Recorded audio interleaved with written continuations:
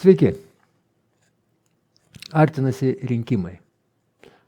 Ir būtina pakalbėti, koksgi visuomeninio judėjimo Teisingumo aušra vaidmuo ir tikslai šitam etape, ir ateityje. Teisingumo aušra, kaip politinis toks visuomeninis judėjimas, be abejo politinis, nors visuomeninis, tai jisai yra Algirdo Paleckio, tai yra garsiausio disidento ir politinio kalinio autorinis darbas. Tai yra surašyta programa, kuri yra kolektyviškai buvo daryta ir apie tai nesiplėsim, jinai viešai žinoma. Kokiagi strategija ir taktika šitame etape ir toliau? Strategija nesikeičia ir tikslas yra sukurti didžiausią Lietuvoje kairėje partiją. Ką reiškia kairėje? Kadangi nėra vienareikšmių partijų, viskas persimaišė, ne viena partija netitinka savo pavadinimų, tai kairėje reiškia tai, kad jinai orientuota į didžiausias visuomenės sluoksnius, tai yra kaip taisyklė nuskurdintas tas mases, tai yra socialiai orientuota partija, populiariai ir paprastai sakant. Tai čia yra strateginis tikslas buvo ir įkuriant šitą politinį judėjimą, kuris greitų laikų virs partija, ir jisai nesikeičia. Taktika tai yra priklauso irgi nuo strategijos ir siejasi su rinkimais. Šitas politinis visuomeninis judėjimas Teisingumo aušra turi savo kandidatą į prezidentus, tai yra Erika Švenčionė, tai yra vienintelė iš kandidatų dabar esančių opozicinių, kur jinai realiai nuveikė kažką daugumai Lietuvos žmonių, vizitus darė į kaimininės šalies kaip Rusija, Baltarusija ir už tai jos laukia baudžiamasis susidorojimas dabar. Gresia reali irgi laisvės atimimo bausmė ir greitų laikų pagal valdančiųjų sumanimą jinai kartu su manim turėtų papildyti gretas politinių kalinių. Todėl per šitos rinkimus mes ketinam palikti suformuotą jau politinę partiją ir tą mes ir išnaudosim šitos rinkimus.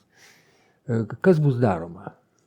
Keldami tarp kitko Erikos Švenčionės kandidatūrą, tai yra pradžioj prasidėjo kaip reiškinys, kuri atstovaujantis Algirdo Paleckio, jį viešai deklaravo, kad būtent dėl Algirdo, vardan Algirdo Paleckio eitų į šitos rinkimus ir eis į tos rinkimus.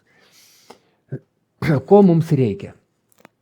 Mums reikia įnašo kandidatinio, tai yra 10,5 tūkstančio eurų, kuriuos kviečiu sunešti į Antano Znatavičiaus sąskaitą, kol nėra kitos. Kodėl pasirinktas toks variantas? Ogi todėl, kad visos kitos sąskaitos mūsų arba areštuotos, arba antstoliai jau aptūpėjęs. Tai Antanas Znatavičius, jeigu kartais jį pultų, reiškia kažkas kitas perims estafetę. Tai mums reikia pradinio šito įnašo ir numeris 1 iš esamų poreikių, tai yra rinkikų parašų.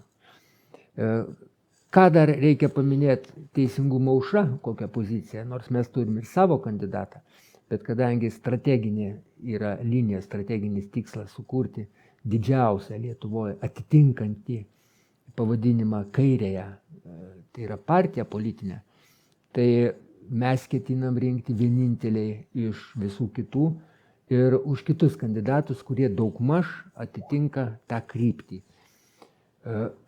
Kadangi finišo pabaigoje nelabai galvojam, kad galėtų kažkuris pasiekti tikslą, tai būtent susiremti su ta vadinamąja tai pozicija, neturėtų leisti mums to padaryti, bet visgi toks parašų rinkimas leistų konsoliduoti visus kandidatus ir kai baigsis rinkimai, tada jau pradėti rimtas konstrukcijas didžiulio to darinio. Taigi, užduotis numeris 1, tai yra užstatas, kuris jau bus reikalingas už mėnesio pusantro, tai yra 10,5 tūkstančio eurų. kurį galit arba į Antano Ignatavičiaus sąskaitą pervesti, arba grinais, arba per kažkokius pažįstamus, per žinomus asmenis. Ir numeris 2, kurie pagal vertę nežinia, kuris svarbesnis. Tai yra parašų rinkikai. Taigi, ačiū uždėmesį, jau laikas pradėti dirbti.